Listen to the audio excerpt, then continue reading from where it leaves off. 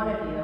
I am excited about today's sermon. Our scripture comes from the lectionary text for this Sunday, and it is from the Gospel of Luke, chapter 12, verses 32 through 40. And there it says, "Do not be afraid, little flock, for it is your Father's good pleasure to give you the kingdom. Sell your possessions and give alms. Make purses for yourselves that do not wear out, an unfailing treasure in heaven, where no thief comes near and no moth destroys. For where your treasure is, there your heart will be also. Be dressed for action and have your lamps lit. Be like those who are waiting for their master to return from the wedding banquet, so that they may open the door for him as soon as he comes and knocks. Blessed are those slaves whom the master finds alert when he comes. Truly I tell you, he will fasten his belt and have them sit down to eat, and he will come and serve them.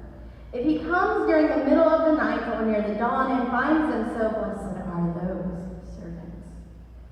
But know this, if the owner of the house had known at what the hour the thief was coming, he would not have let his house be broken into. You also must be ready, for the Son of Man is coming at an unexpected hour."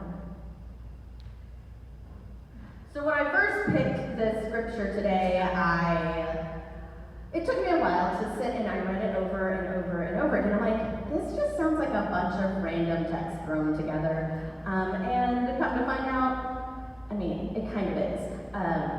So that made me feel better and not like I was totally losing my mind, but that it does kind of jump around. But when we actually read it together in a bigger picture of the context of Luke, it makes, it goes well, it makes more sense. So, Joel Green, one of the scholars that I read, suggests when talking about the Gospel of Luke and when thinking about the Gospel of Luke, it is different from the other New Testament Gospels. It is most noteworthy for its birth narrative, and it also has a very lengthy travel account that makes up the central section of the Gospel. And it has the Gospel of Luke takes serious interest in the marginalized, very serious interest in the marginalized and making them feel welcome. Additionally, we also learn that when we look at the book of Acts and we look at the book of Luke, we see that these were likely written by the same author.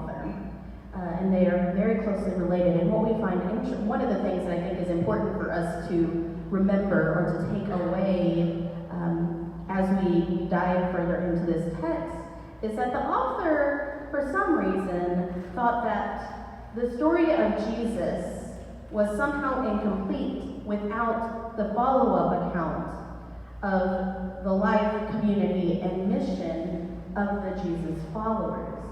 So we want to keep all of these points of context in mind as we dive further into our scripture today.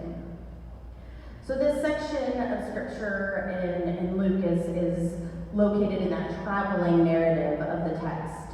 This subsection is a bunch of big words. Vigilance in the face of eschatological crisis.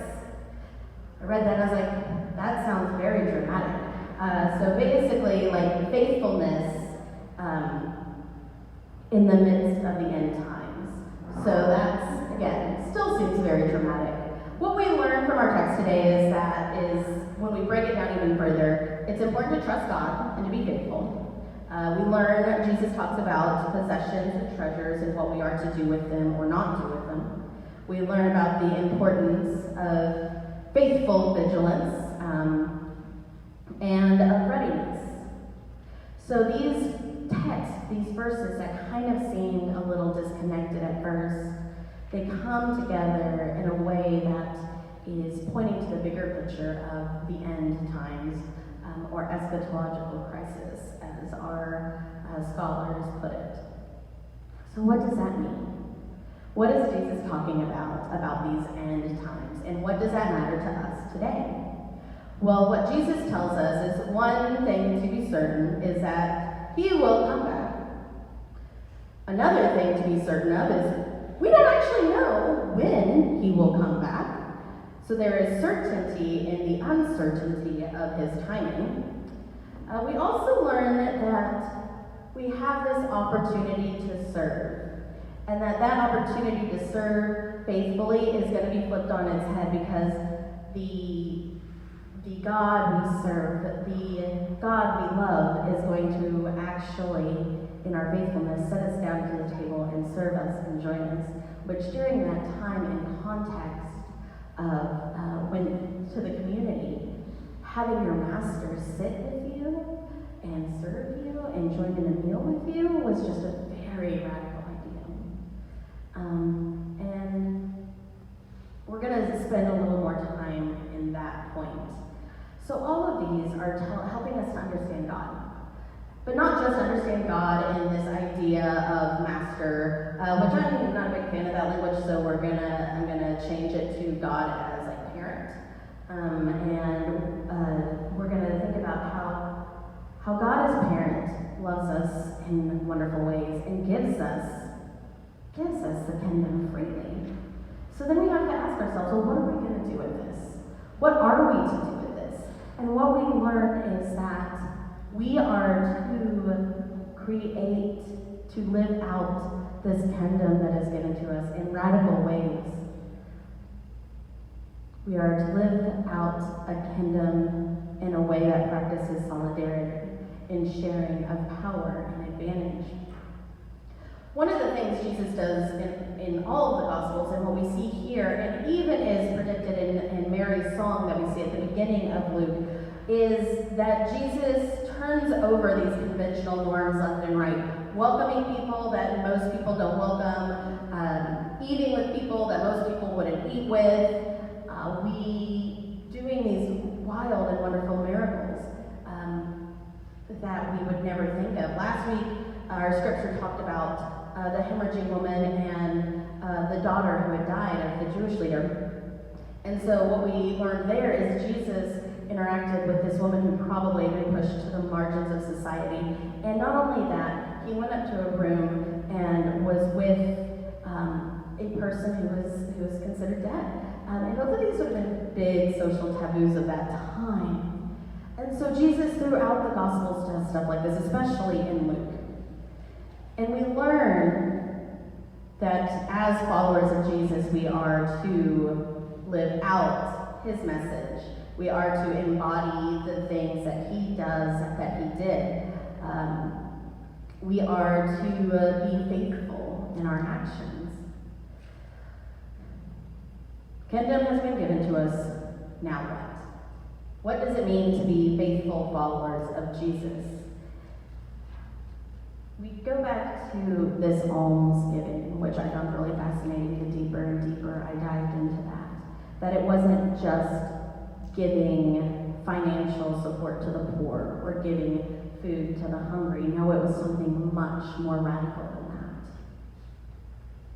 that. It is practicing true solidarity. It is restructuring society in a way that shares the power, in a way that shares our privilege. And I think, I'll speak for myself, that makes me real uncomfortable because I recognize the comfort that I have in my privilege. And the moments I recognize that is when I'm confronted with that, and like, oh, that makes me really uncomfortable. I do not like how you just called me out in that way. I'm just trying to live my life. But that's not what God wants for us to be, in that comfortable space of our own safety and security, but no, create a world that is safe and secure for all. I've got an interesting example that I'm still processing and a lot more cynical of than I wish I was. So, as many of you know, I have had a second job in the past. I now currently have another second job with a new company, same place. Come see me at the Dallas Farmers Market Monday and Thursday nights. But different company. And this company is doing something interesting with the pay. So I pour beer. Most people who do that, you get your hourly wage, which is below minimum wage, plus your tips, right? That's kind of the tradition of the service industry. Well, this company, we turn in all of our credit card tips, all of our cash tips, and then they are evenly distributing it amongst our hours. And when I first heard this, I'm like, what? But I want my money that I work for. What about those people I spend time building relationship with? And I don't know that I trust these other people. I've worked in enough restaurants and bars to not always trust my coworkers. What is this? Well, the thought behind it is, at the farmer's market, the business is very unevenly distributed. If you go in on a Monday, you're going to probably see me, with my laptop out doing church work at the same time, because there's just not a lot of other people around. Whereas on Saturdays, as I'm sure maybe y'all remember before, you just go nonstop. You barely can catch your breath, and from open to the end of your shift, you don't stop. And so the idea is, how do we make it worth everybody's time who is there? Again, like I said, I still have some feelings that I'm processing, and I'm still a little cynical, and I'm gonna stay there and see how this plays out. And on some level, I'm like, this isn't gonna last long. But what I was reminded of as I read the scripture is this is exactly an example of what Jesus is talking about. Creating equality, recognizing that some of us have a privilege of this or that or the other, and we are to share that equally with someone else, no matter their situation. Like I said, I still have a lot of feelings about this pay rate and the way they're distributing it. But it's harder and harder to be cynical if I am to be a faithful person that is working for the bettering of a community, that is working to provide a livable wage for all of their employees. That means that I also need to contribute my best, give my best service, bring in my regulars, some of my favorite people, and contribute just as much as everybody else. It's not easy. It's not easy to not be cynical. It's not easy to trust other people, but it's what we're called to do in so many ways. What a wonderful example of sharing the wealth.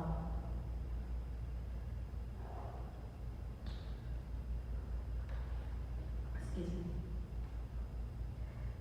What we also learn at the end of our scripture when we're talking about the thief and whatnot is what we learn here is that there's risk involved. If you are staying up, waiting to confront someone who's trying to break in your house, there's going to be risk involved. And personally, I'm just going to try to get out of my house, and maybe call the police who are going to deal with that and not myself. But that aside, when we look at this as a story to learn from, we learn that there is risk involved. Living our lives in faithful ways, creating the kingdom here on this world, a kingdom that is meant to provide equality for all, equal power, equal privilege, sharing and restructuring society in a way that truly points to solidarity of all, no matter where we come from. That's hard work. That takes faithfulness, and there is risk involved. I don't know that somebody isn't pocketing those cash tips, but I can't worry about that person because my job is to be part of this community that is meant to work together and be equal and live as healthy and supportive as we can be. When we give ourselves, when we work to challenge our privilege, when we recognize the own privileges we're sitting in, it's hard work. It's very hard work. Whether that privilege comes from our race, our age, our socioeconomic status, any part of our being, those privileges that we have are hard to reconcile and to sit in and recognize it. And our job as Christians, though, is to do that work, do that hard work. And then work to share the power and the privilege that we have with all. In this scripture, we're learning to understand God. And we are learning that Jesus is doing this transformational stuff and calling us to engage these radical practices of solidarity, of sharing power, and of sharing privilege. It's hard work, there's a risk, but we are called to be faithful, and there is a deeper understanding of God behind it all. Amen. I now invite you to stand as you are able and let us sing our hymn of invitation.